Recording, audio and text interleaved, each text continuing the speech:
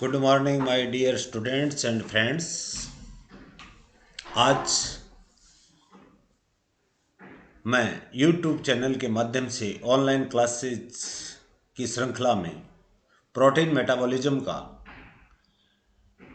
Last topic ले रहा हूं, ऑर्निथिन साइकिल।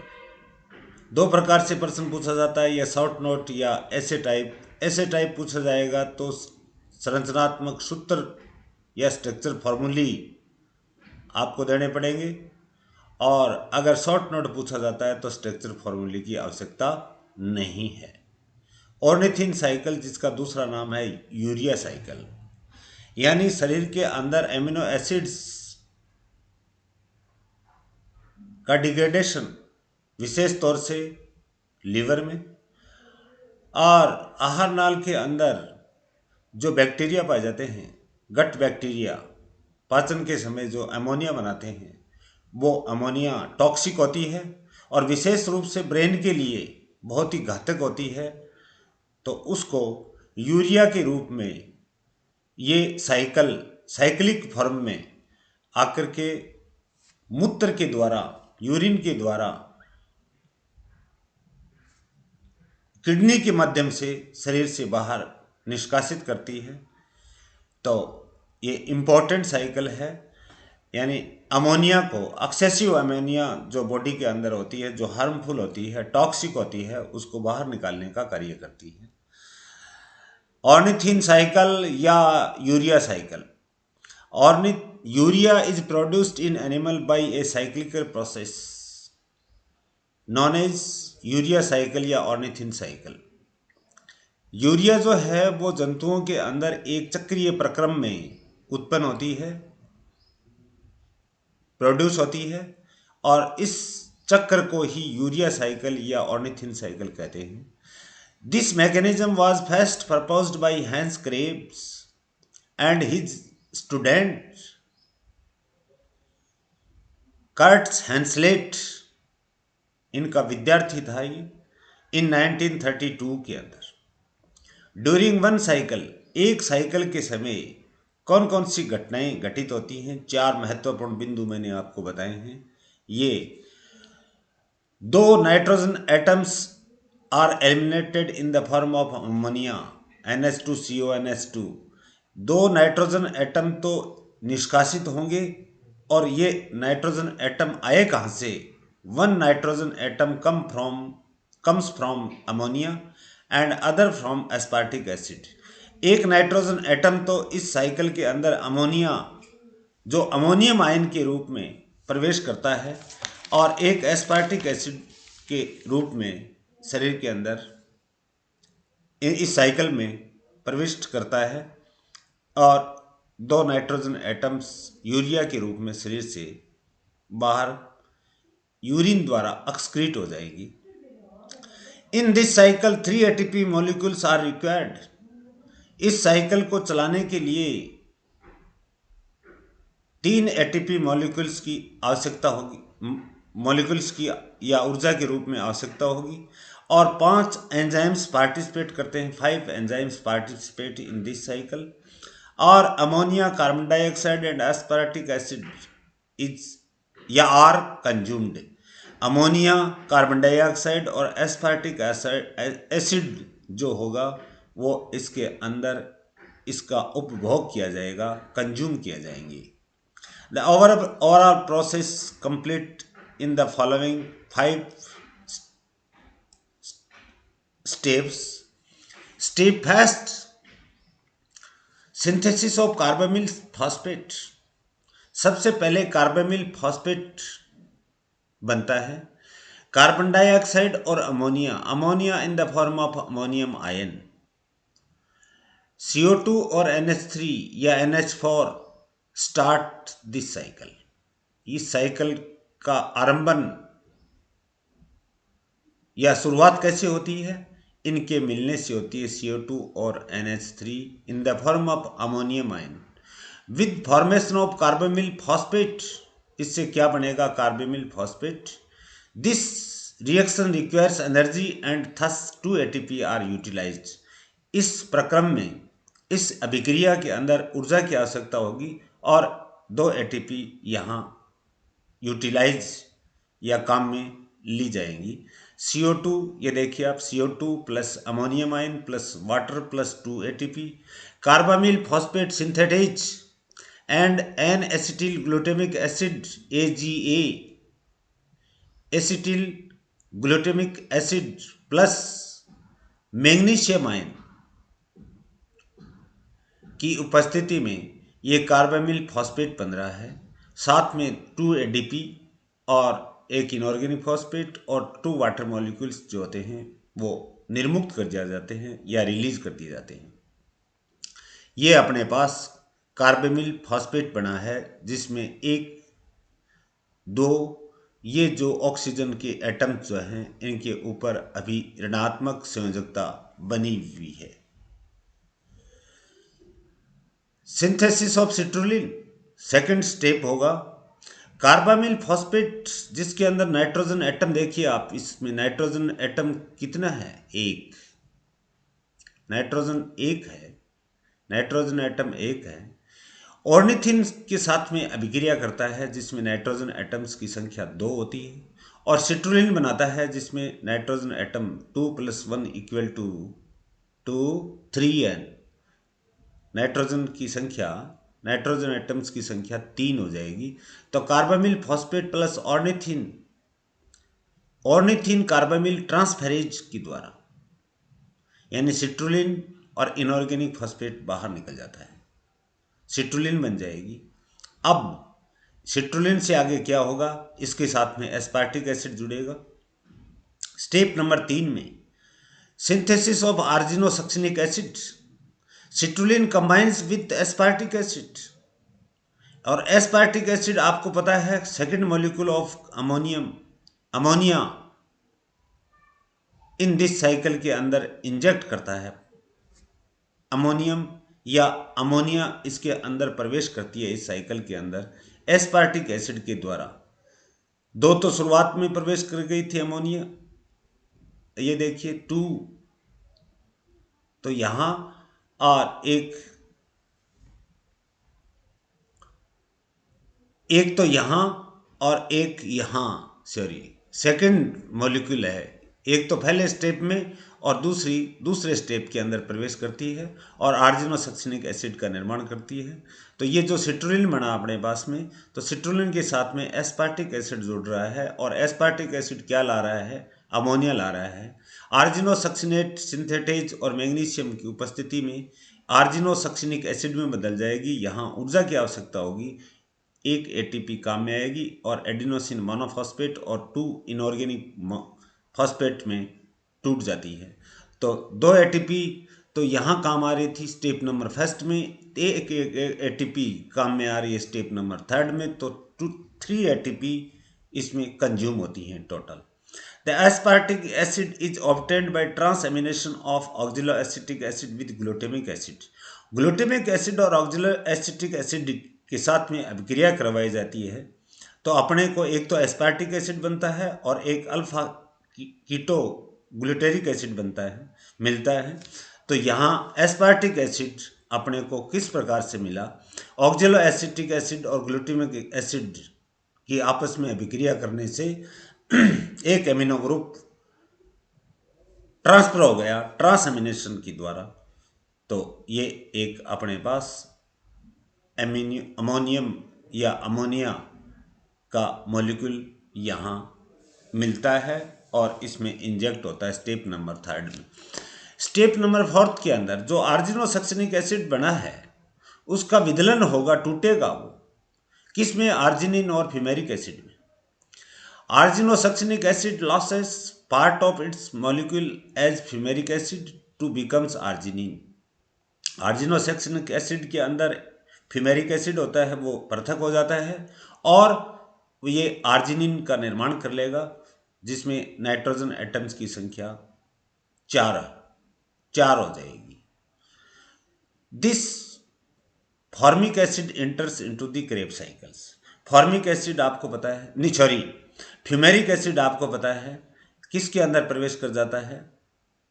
क्रेब साइकिल के अंदर प्रवेश कर जाता है।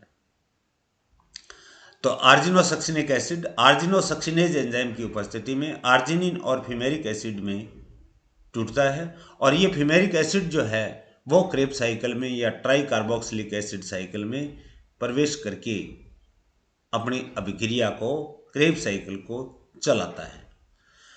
पांचवा, क्लीवेज ऑफ आर्जिनिन। अब यहां जो आर्जिनिन बना, ये फ्यूमेरिक एसिड तो क्रेब्स साइकिल के अंदर प्रवेश कर गया, आर्जिनिन बना, इसका आगे फिर विदलन होगा, टूटेगा, क्लीवेज होगा, किसमें? ऑर्निथिन एंड यूरिया के अंदर। अब यूरिया यहां स्टेप नंबर 5 में बाहर निकलती है। तो आर्जिनिन इज हाइड्रोलाइज, जल अपघटनी द्वारा, वाटर मॉलिक्यूल्स के एडिशन द्वारा, टू रीजनरेट ऑर्निथिन। ऑर्निथिन के अंदर नाइट्रोजन एटम की संख्या 2, और साइमल्टेनियसली इसके साथ साथ में यूरिया फॉर्मेशन भी होती है, जिसके अंदर भी NH2CONH2 अगर संरचनात्मक सूत्र होता है, इसका मतलब नाइट्रोजन के एटम 2 होते हैं। तो 4 जो नाइट्रोजन एटम अपने पास जो आर्जिनिन के अंदर थे वो 2-2 में टूट गए, एक से तो ऑर्निथिन बन गई, दूसरी में उसके साथ साथ में यूरिया बन गई। Is also formed which is excreted in the urine as the final major metabolic product of nitrogen metabolism. ये जो यूरिया बनी, ये मूत्र के द्वारा शरीर से बाहर निकल जाती है, और ये नाइट्रोजन मेटाबॉलिज्म का एक metabolic product, final major metabolic product होता है। आर्जिनिन का हाइड्रोलाइसिस हो रहा है, आर्जिनेज एंजाइम की उपस्थिति में ऑर्निथिन बन रही है और यूरिया बन रही है। ऑर्निथिन वापस इस अभिक्रिया का प्रारंभन कर देगी। ऑर्निथिन जो है वो इस क्रिया को आरंभन कर देगी, दोबारा कर देगी। A molecule of arginine contains, arginine के अंदर कितने नाइट्रोजन एटम्स पाए जाते हैं? 4 nitrogen atoms, and in the formation of a molecule of urea, and 2 of these are split off. Urea के बनने से 2 नाइट्रोजन एटम्स स्प्लिट ऑफ या बाहर निकल जाते हैं या टूट जाते हैं, leaving the remaining 2 as a part of the ornithine. अब जो बचा है 2 नाइट्रोजन एटम वाली संरचना, वो ऑर्निथिन का निर्माण कर लेती है। तो the overall reaction in urea synthesis में be represented as below. CO2 काम में आई, CO2 फर्स्ट स्टेप में काम आई, NH3 in the form of ammonium ion के रूप में काम आया। ATP के कितने मॉलिक्यूल काम में आए? 3, 2 फर्स्ट स्टेप में, 2 फर्स्ट स्टेप में, एक थर्ड स्टेप में 3 ATP। वाटर मॉलिक्यूल्स कितने काम में आए? 2 आए, एक स्टेप नंबर फर्स्ट के अंदर, कर्सर के साथ रहिए, ये देखिए स्टेप नंबर फर्स्ट के अंदर, और एक स्टेप नंबर 5 में 2H2O, और एक एस्पार्टिक एसिड काम में आया। एस्पार्टिक एसिड यहाँ देखिए स्टेप नंबर 3 में, स्टेप नंबर 3 में एक एस्पार्टिक एसिड अमोनिया को ला रहा है। तो एस्पार्टिक एसिड, इससे क्या बन रही है? Urea, 2 ADP, 2 inorganic phosphate, adenosine monophosphate, 2 और इनऑर्गेनिक फॉस्फेट, और प्लस फ्यूमेरिक एसिड। अब यूरिया मूत्र के द्वारा शरीर से बाहर निकल जाएगी, किडनी बाहर निकाल देगी, और फ्यूमेरिक एसिड क्रेब्स साइकिल के अंदर प्रवेश कर जाएगा और क्रेब्स साइकिल की अभिक्रिया को जारी रखता है। Next, what is the significance, physiological significance या इंपॉर्टेंस ऑफ ऑर्निथिन साइकिल? यानी ऑर्निथिन साइकिल या यूरिया साइकिल की शरीर क्रियात्मक महत्ता क्या है, बायोलॉजिकल इंपॉर्टेंस क्या है, या फिजियोलॉजिकल इंपॉर्टेंस क्या है? The urea cycle converts excess ammonia into ammonia. The urea cycle converts excess ammonia to urea या into यूरिया। इन ब्रैकेट में क्या लिखा है? अमोनिया कहाँ कहाँ प्रोड्यूस होती है, अपने को कहाँ कहाँ इसका उत्पादन होता है? Can be produced by the breakdown of amino acids liver के अंदर एमिनो एसिड्स के डिग्रेडेशन के द्वारा या ब्रेक डाउन के द्वारा, अपघटन के द्वारा इनका निर्माण हो सकता है, या by gut bacteria in human which is toxic specially for brain. Brain को आघात, डैमेज, क्षति करने वाला ये अमोनिया जो है ये टॉक्सिक होती है, इसलिए ब्रेन डैमेज हो जाता है और ब्रेन के लिए टॉक्सिक होती है। अब वापस चलिए, the urea cycle converts excess, अत्यधिक मात्रा में जो अमोनिया है, into urea in the mitochondria and cytoplasm of liver cells. इसमें 5 जो अभिक्रियाएं हैं उसमें से पहली 2 अभिक्रियाएं तो माइटोकॉन्ड्रिया के अंदर चलेंगी जो लिवर सेल्स में पाई जाती हैं, और बाकी की रिमेनिंग जो 3 हैं वो साइटोप्लाज्मिक स्टेजेज होती हैं, वो लिवर सेल के साइटोप्लाज्म में चलेंगी। ये ध्यान देना आप, mitochondria and cytoplasm of liver cells, the urea forms, urea बन गई, then enters the blood stream, जो कि अब रक्त प्रवाह में ब्लड की जो स्ट्रीम है उसके अंदर प्रवेश कर जाती है, and is filtered by kidneys, और ये छनन की क्रिया हो जाती है, फिल्टर हो जाती है, किसके द्वारा? वृक्कों के द्वारा या किडनीज के द्वारा, and is ultimately excreted in the urine, अंतिम रूप से आखिरकार ये मूत्र के द्वारा शरीर से बाहर निष्कासित कर दी जाती है। First 2 steps of urea cycles occurs in the mitochondria and remaining 3 steps in cytosol of liver sales. ये मैंने आपको ब्रैकेट में समझाने के लिए लिखा है। इधर रिएक्शन देखिए आप, अगर शॉर्ट नोट आता है तो आपको यहाँ तक ही देना है, और अगर ऐसे टाइप क्वेश्चन आता है, बड़ा क्वेश्चन आता है, तो इसमें संरचनात्मक सूत्र देने पड़ेंगे। मैंने दोनों रूप आपके सामने प्रस्तुत किए हैं। CO2 प्लस अमोनिया, ये लेकिन यहाँ NH4 के रूप में प्रवेश करेगी। CO2 और NH3 ये देखिए कार्बामिल फॉस्फेट में बदल रही है, जिसमें नाइट्रोजन एटम की संख्या 1 है। यहाँ 2H2O बाहर निकलेगी, 2 ATP इस कार्बामिल फॉस्फेट को बनाने में काम में आएगी, जो 2 ADP 2 इनऑर्गेनिक फॉस्फेट में टूट जाएगी, पानी का निष्कासन होगा, और यहाँ जो काम में आएगा एंजाइम वो होगा कार्बामिल फॉस्फेट सिंथेटेज, और जो स्टेप नंबर फर्स्ट में था AGA, N acetyl glutamic acid, और मैग्नीशियम कोफैक्टर के रूप में सहायता करता है। अब स्टेप नंबर फर्स्ट आइए, स्टेप नंबर सेकंड के अंदर carbamyl phosphate unite to the ornithine.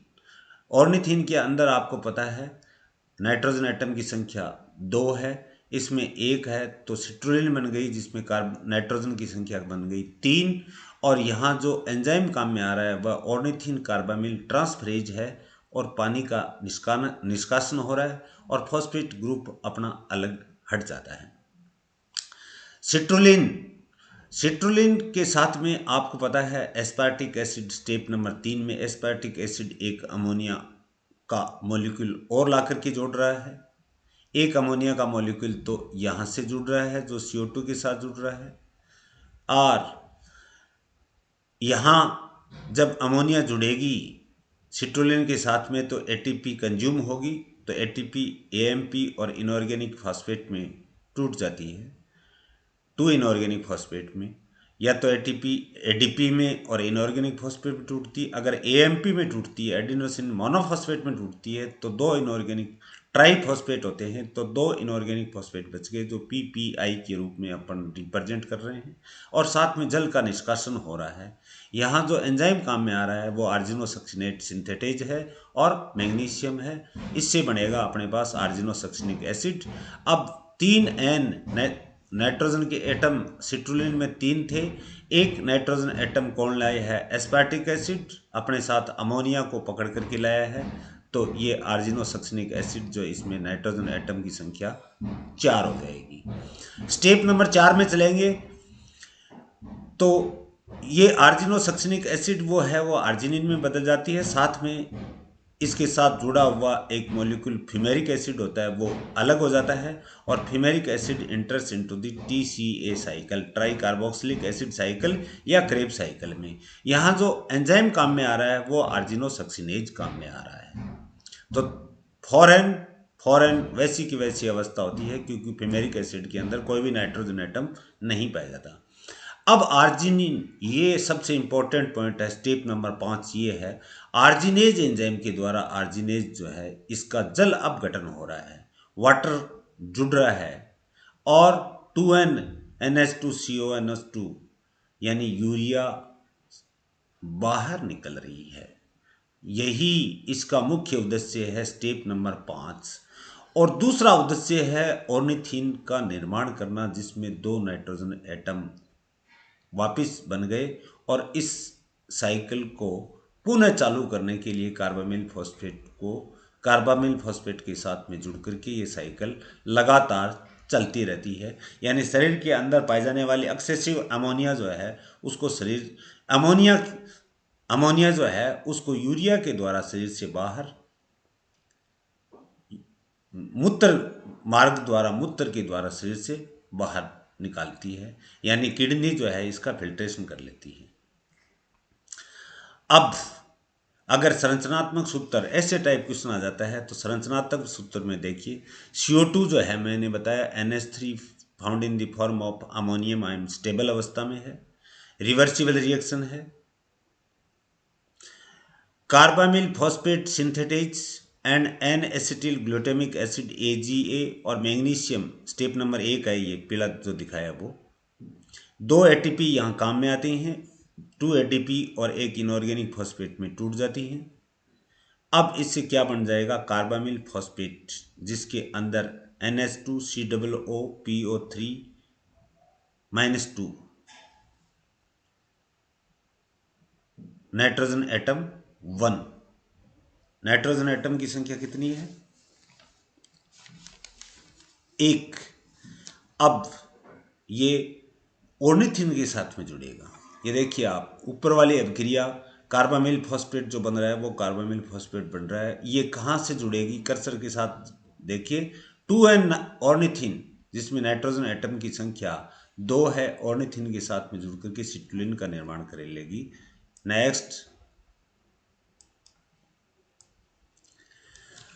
अब ये जो सिट्रुल ऑर्निथिन आया है जिसमें नाइट्रोजन एटम्स की संख्या 2 है, इसके साथ में ये कार्बामिल फॉस्फेट जुड़ करके जिसमें नाइट्रोजन एटम 1 है। ऑर्निथिन कार्बामिल ट्रांसफरेज और जल जो है वो निष्कासित होगा स्टेप नंबर 2 में, और किसका निर्माण कर लेगी, सिट्रुलिन का। 2 नाइट्रोजन एटम ऑर्निथिन से आए हैं, 1 नाइट्रोजन एटम कार्बामिल फॉस्फेट से आया है। यहाँ सिट्रुलिन जो बनेगी उसके अंदर नाइट्रोजन एटम्स की संख्या कितनी हो जाएगी, 3N। अब NH3+ दिखाया है, COO- दिखाया है। COO- जो है इसको कार्बोक्सिलेट कहते हैं। अब ध्यान देने वाली बात है, COO-,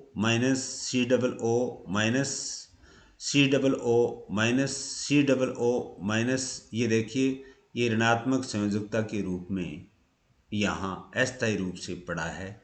यहाँ NH2 होना चाहिए, यहाँ भी NH2 होना चाहिए, और जहाँ भी NH3 है वहाँ NH2 होना चाहिए। लेकिन होता क्या है बंधुओं, कार्बोक्सिलिक समूह जो होता है वो अम्लीय प्रवृत्ति का, ध्यान से सुनना, कार्बोक्सिलिक समूह अम्लीय प्रवृत्ति का होने के कारण हाइड्रोजन आयन त्यागने की प्रवृत्ति रखता है।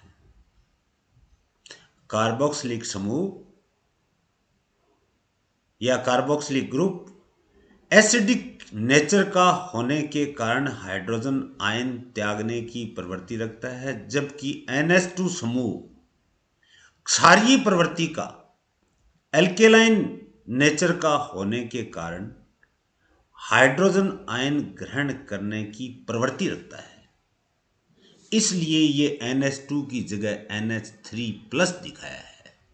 और ये कार्बोक्सिलिक ग्रुप जो है ये सदैव अम्लीय प्रवृत्ति का होता है, और एमीन्स जो भी NH2 है वो क्षारीय प्रवृत्ति का है। तो ये अम्लीय प्रवृत्ति का होने के कारण, कार्बोक्सिलिक समूह अम्लीय प्रवृत्ति का होने के कारण हाइड्रोजन आयन त्याग देता है, और NH2 जो है वो क्षारीय प्रवृत्ति का होने के कारण से हाइड्रोजन को ग्रहण करने की प्रवृत्ति सदैव रखता है। इसलिए यहाँ माइनस और ये प्लस दिखाया है। इन शब्दों को विशेष तौर से ध्यान रखना। सिट्रुलिन 3N बना, यहाँ एटीपी फिर एक काम में आ रही, क्योंकि इसके साथ में एस्पार्टिक एसिड जुड़ रहा है। और एस्पार्टिक एसिड क्या ला रहा है, देखिए NH2, ये एक अमोनिया का मॉलिक्यूल ला रहा है आर्जिनोसक्सिनेट सिंथेटेज एंजाइम द्वारा। इसका मतलब आर्जिनोसक्सिनिक एसिड बनेगा तो वाटर मॉलिक्यूल एक बाहर निकल जाएगा, एक ऑलरेडी यहां बाहर निकल गया, दूसरा यहां निकल रहा है, दो पहले निकल गए, 4 निकल गए, एक काम में आएगा। आगे स्टेप नंबर 5 में देखिए एक काम में आ रहा है।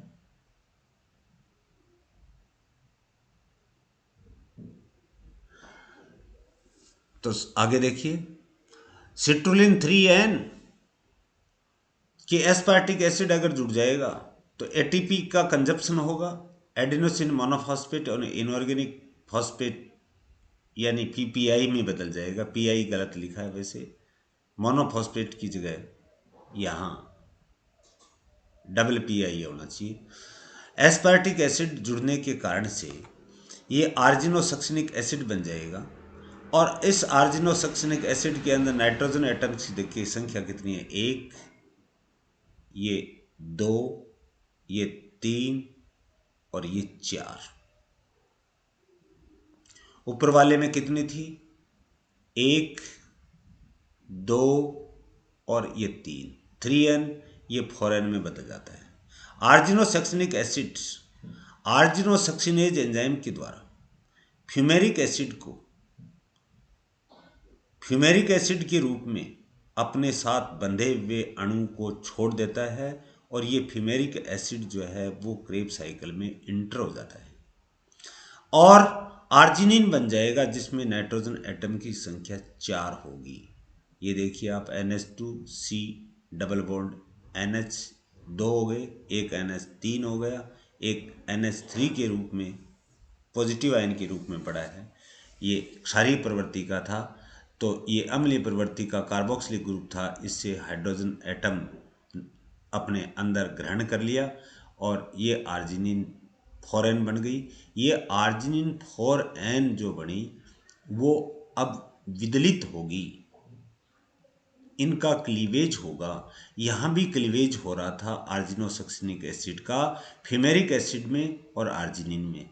आर्जिनिन का भी आगे विदलन होगा, किसमें, एक वाटर मॉलिक्यूल यानी हाइड्रोलाइसिस द्वारा NH2CO NH2 यानी यूरिया बना लेगी, जिसमें नाइट्रोजन के एटम, ये देखिए यूरिया के अंदर 2 हैं, और एक 2 नाइट्रोजन एटम वाली संरचना वापस बना लेती है, जिसको अपन ऑर्निथिन कहते हैं।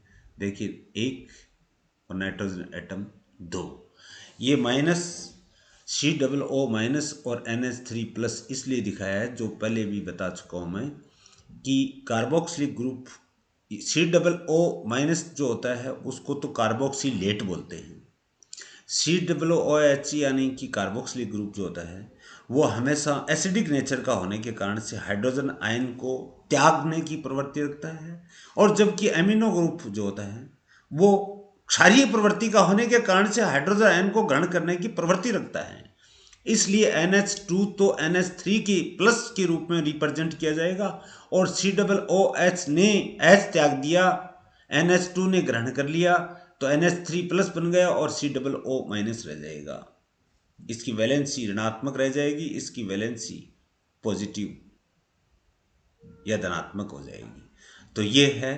अब वापिस देखिए, ऑर्निथिन जो है वो किसके साथ में, कार्बामिल फॉस्फेट के साथ में स्टेप नंबर 1 से बन के जो आया है उसके साथ में वापिस ऑर्निथिन कार्बामिल ट्रांसफरेज एंजाइम की उपस्थिति में वापस सिट्रुलिन का निर्माण करके ज़्यादा से ज़्यादा शरीर के अंदर जो अमोनिया बन रही है उसको यूरिया के द्वारा स्टेप नंबर 5 में यूरिया के द्वारा यूरिया बना करके मूत्र के द्वारा शरीर से बाहर निष्कासित करने का कार्य करता है, क्योंकि अमोनिया हाईली टॉक्सिक होती है।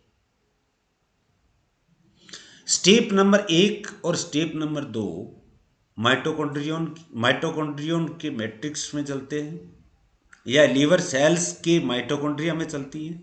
स्टेप नंबर 3, 4 और 5 साइटोप्लाज्मिक स्टेजेज हैं, साइटोसोल में चलते हैं। लेकिन चलते सभी अभिक्रियाएं लीवर के अंदर हैं, लीवर सेल्स के अंदर चलती हैं। ये हुआ अपना कंप्लीट प्रोटीन मेटाबॉलिज्म। पहले डाइजेशन लिया, उसका अब्जॉर्प्शन लिया, फिर एमिनो एसिड का डिग्रेडेशन लिया। उसके अंदर अपन ने 2 पॉइंट मैंने आपको बताए थे,